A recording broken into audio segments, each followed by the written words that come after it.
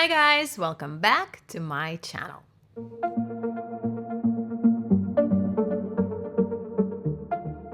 Today, I'm going to share with you a quick and easy way to help yourself in a difficult emotional situation. In a situation when you're feeling strong negative emotions. After being in therapy for a while, I realized that I've been instinctively doing this every time when I needed to pull myself out of a bad, negative place. A bit of an explanation before I tell you what you need to do is that sometimes we feel strong negative emotions, not just the regular, I'm a little bit angry or I'm a little bit frustrated, but big feelings like they tell to kids these days. You're feeling big feelings. Yes, exactly. That's exactly what it is. Sometimes you feel angry to the point that you can't just help but wanting to yell or I don't know, throw something. You don't have to do this actually, but that's how you feel. You feel just so angry and so frustrated. Or sometimes you feel so sad and deeply just you're crying and you can't stop and it just these feelings are taking over. You don't know what to do. So what I've learned is that usually every single time, literally always, when it's really, really strong negative feeling, it's usually tied to an experience from your childhood that's been traumatic.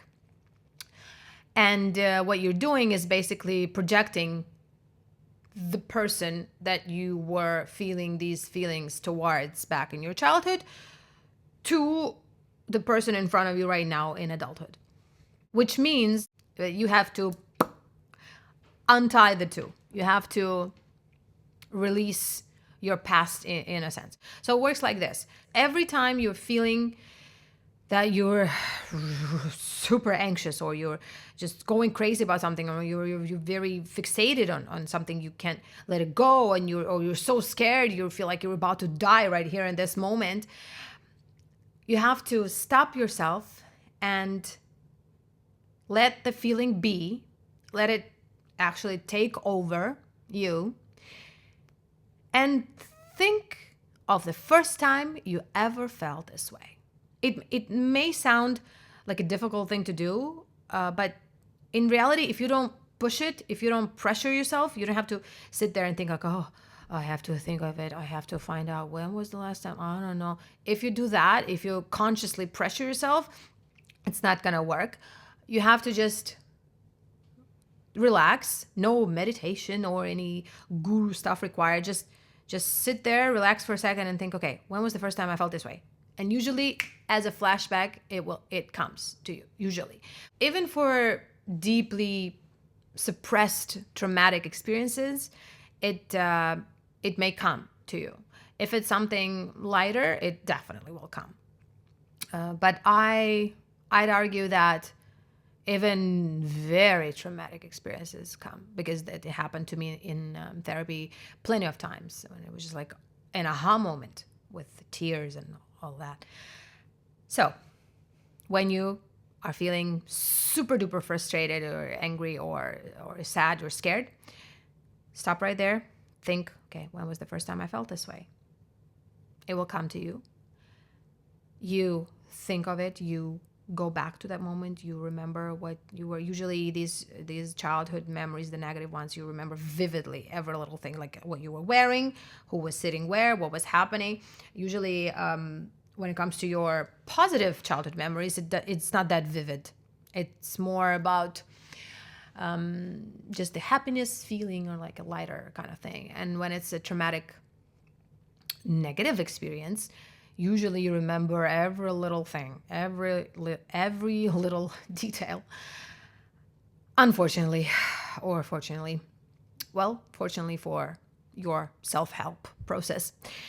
So, and after you remember what happened, go back to right now, this moment. Look at the person that you're feeling the negative feeling towards, and just say to yourself, he's not my mom, or she is not my dad, or, this person is not my parent.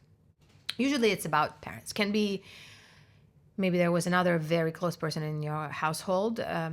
Could be them. Yeah, could be a grandma. Could be. Example. Let's say you're very, very annoyed when somebody's chewing gum. Not like a little annoyed, not like manners. No, you like going crazy. You can't just hold it in. You have to tell them to stop. You just can't do this anymore. You can hear this. It tells us, my dear, that something happened to you. Because usually people don't get that annoyed about these things. And it's not your character. It's not, no, it tells us something about you. And you can release it by just doing what I just told you. So you relax for a second. You think, okay, when was the first time it happened? And for the sake of this example, all of a sudden a flashback comes to you and you remember, oh my God, my dad was chewing gum that one time when my mom was yelling at me for not for walking inside the house in dirty shoes, and I felt so hopeless and I felt so bad. I thought they don't love me anymore. I was so scared and I didn't know what to do, and I ran to my room and nobody came for me and nobody explained anything to me. And if actually nobody explained to you what you were feeling at that moment, and that your mom didn't come to you and say that she was angry, actually not because of the shoes that much, but she was angry because what your dad told her a minute before that. Nobody helped you digest those difficult feelings, and that they got stuck. The feelings, that situation is you carrying it around with you in your adulthood. So once you remember that what happened, usually you will immediately start to feel better. But then to really release this, you have to look at that person, your boyfriend chewing gum, and say to yourself, he's not my dad. He's not my dad. It's something else.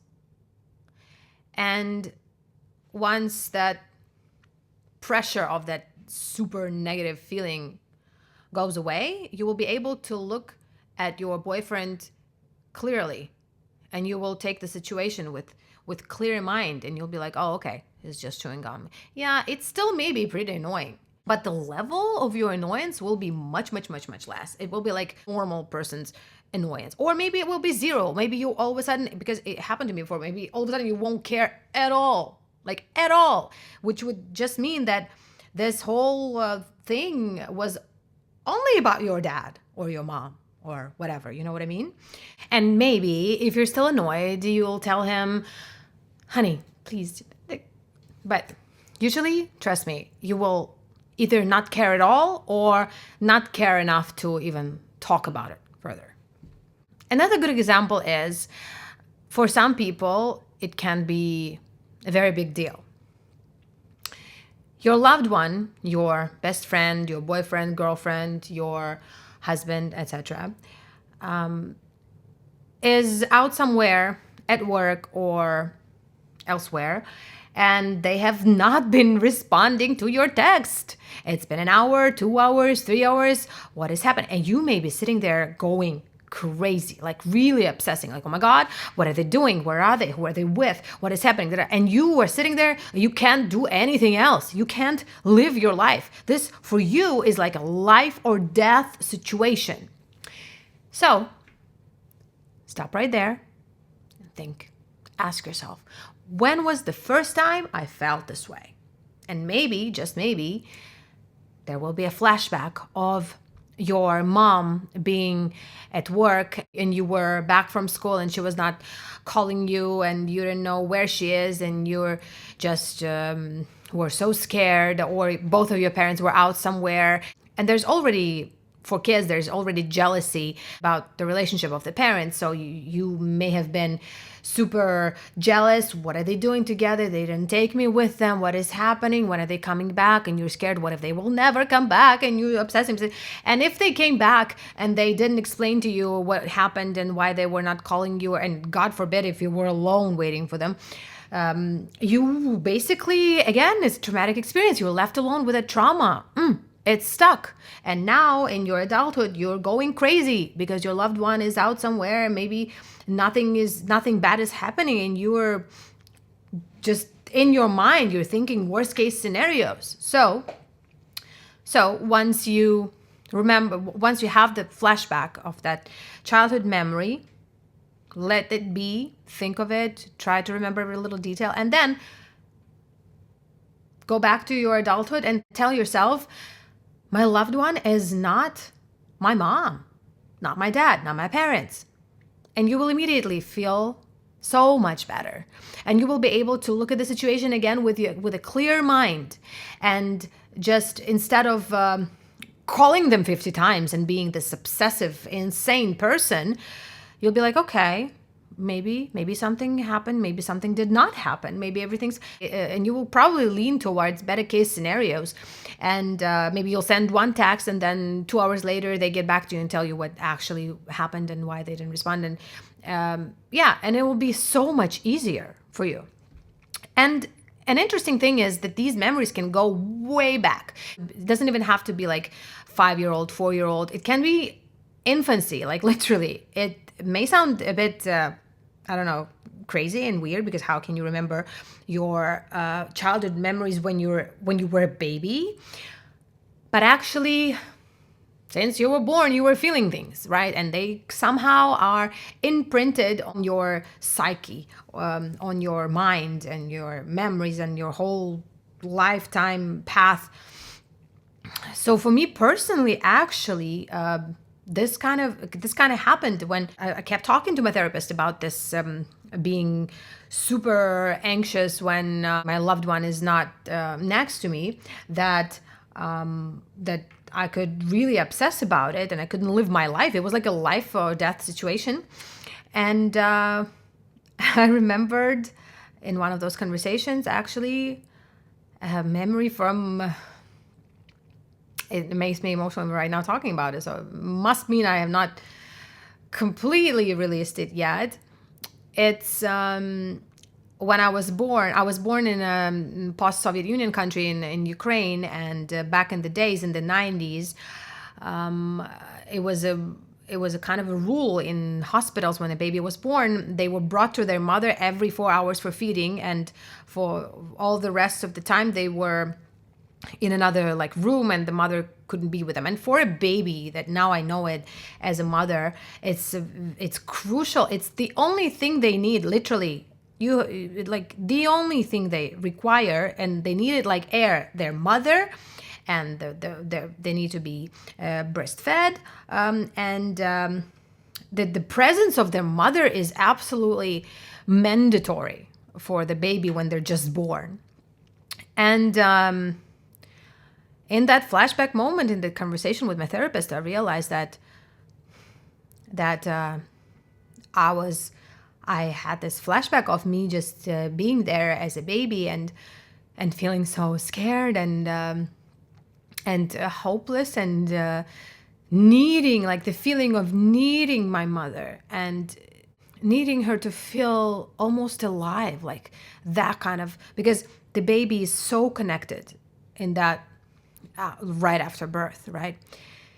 And and instead of that, I had to lay there and wait.